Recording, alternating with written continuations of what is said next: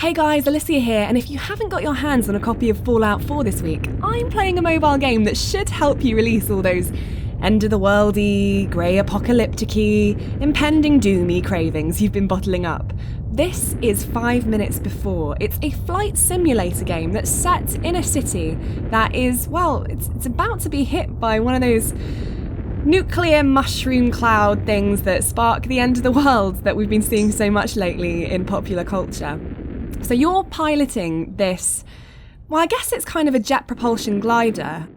You have to go around the city finding survivors who are standing on the rooftops waiting to be rescued.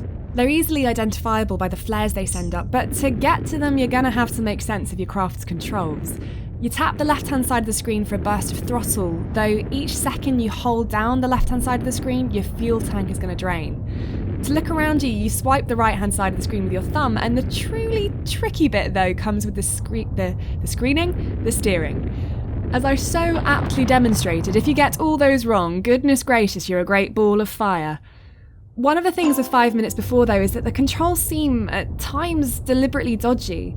The steering through angling the craft isn't as easy as it looks, and particularly when you're trying to reach a survivor on a narrow outcrop, it can sometimes feel downright impossible. It's a bit like, patting your head and rubbing your tummy, and if you do end up buying 5 minutes before, it's worth mentioning that you'll spend more than 5 minutes drunkenly crashing your craft into walls. My other gripe is with the game's polish.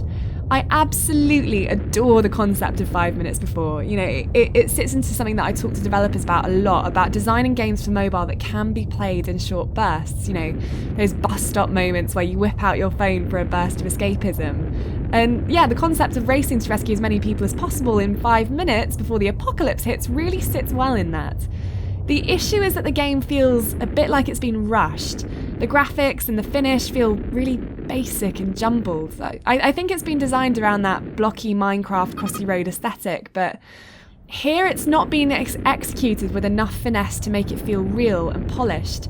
For instance, the survivors you'll see are just little rectangular portraits jiggling on the spot with arms and legs. Do you remember the tiles from that board game Guess Who? It really reminds me of them. It all makes the game feel a bit more like a demo for 5 minutes before, filled with placeholder art rather than a fully fledged developed experience. But, like I said, the premise is good, and once you get used to the controls, it does start to open up and become a little bit more fun. No! That's so frustrating. Well, let me take you back to the menu while I lick my wounds and show you. This is the main menu. So there's these two different modes. 12 men in the bottom left is where you have an unlimited amount of time, but you have to save 12 survivors. 5 minutes, it's as many as you can in 5 minutes. Funny that. If you tap the right-hand side, we can go to a different world, and new worlds are unlocked by saving as many civilians as possible. This one's unlocked by saving 10. There's also, you can play a multiplayer mode. I won't show you because I don't have James or anyone else here, but you can split the screen. So if you've got someone physically with you in the room, they control half of your screen and you control the other half. It's an alright idea, but I think it would only work if you had an iPad. These controls are so fiddly on a smaller screen. I don't know, I think it would play out a little bit dodgy. But essentially, that's it. This is 5 minutes before. It's launching on iOS on November the 12th, and it'll have an introductory price of $1.99 before going up to $2.99. Yep, so it launches tomorrow.